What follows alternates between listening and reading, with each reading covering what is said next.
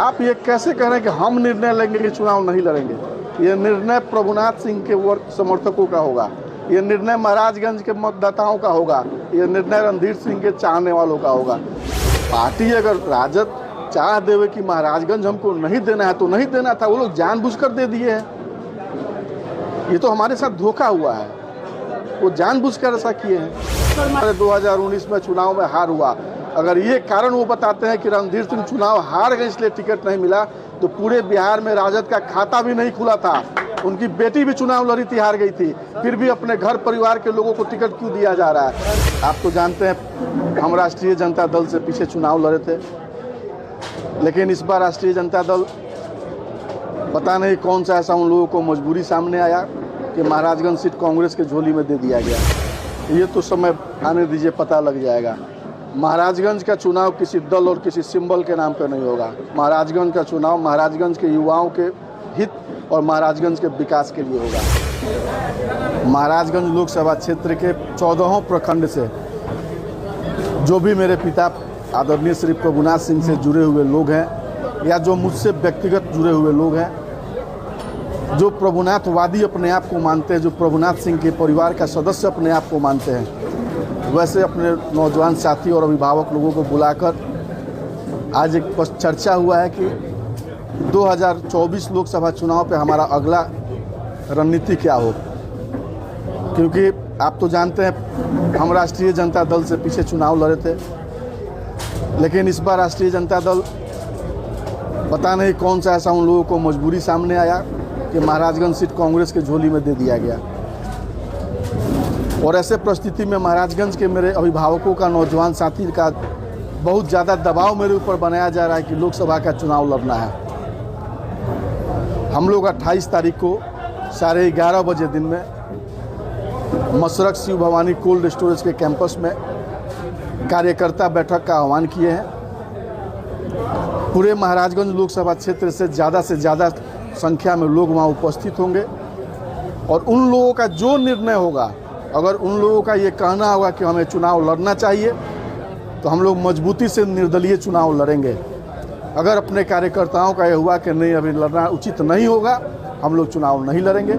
हम लोगों का ये फैसला 28 तारीख को हो जाएगा कि हम आगे क्या करेंगे, चुनाव लड़ेंगे या नहीं लड़ेंगे।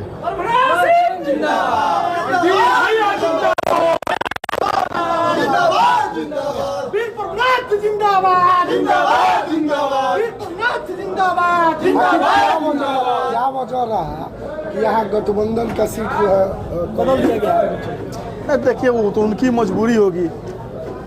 पार्टी अगर राजद चाह देवे कि महाराजगंज हमको नहीं देना है तो नहीं देना था, वो लोग जानबूझकर दे दिए हैं। ये तो हमारे साथ धोखा हुआ है, वो जानबूझकर ऐसा किए हैं। सर, महाराजगंज की जनता से क्या कुछ अपील कीजिएगा?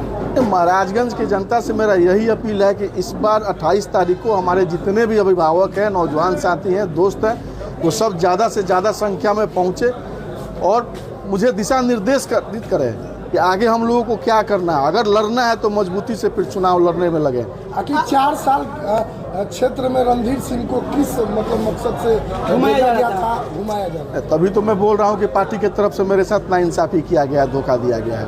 हम 4 साल नहीं, पिछले 10 साल से महाराजगंज में लगातार लोगों के बीच में है। पीछे हम चुनाव लड़े, 2019 में चुनाव में हार हुआ, अगर ये कारण वो बताते हैं कि रणधीर सिंह चुनाव हार गए इसलिए टिकट नहीं मिला, तो पूरे बिहार में राजद का खाता भी नहीं खुला था।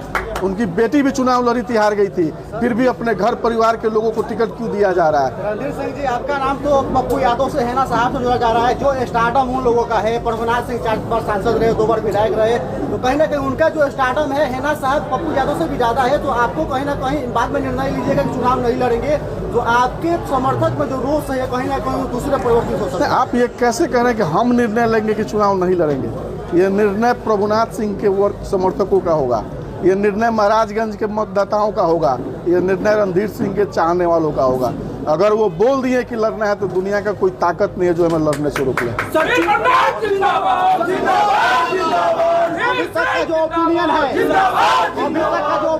सभी समर्थकों का कहना है कि लड़ना चाहिए। अगर समर्थकों का कहना है लड़ना चाहिए तो लड़ेंगे चुनाव। सर, चुनाव हारने के बाद लगातार 10 साल क्षेत्र में रहे हैं, क्या लगता है निर्दलीय आपको जनता स्वीकार करेगी या नहीं? ये तो समय आने दीजिए, पता लग जाएगा।